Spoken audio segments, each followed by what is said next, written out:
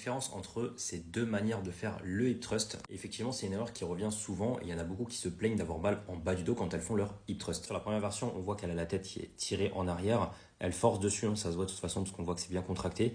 Et on voit aussi qu'au niveau de son bassin, elle a le dos qui est très cambré.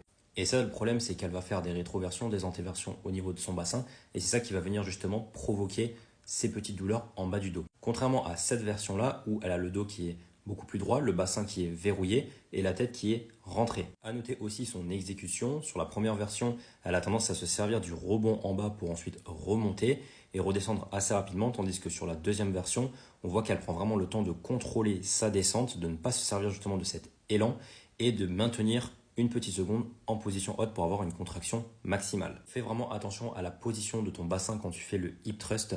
Pense à serrer tes fesses quand tu fais ton mouvement et tu verras, ça sera beaucoup plus intéressant. Je remarque aussi que beaucoup de pratiquantes mettent trop lourd sur leur hip thrust et ne finissent pas complètement leur mouvement en position haute. Et ça, c'est super important parce que le hip thrust, c'est un exercice à forte tension de contraction. Donc pensez à vraiment monter suffisamment haut et de finir votre mouvement.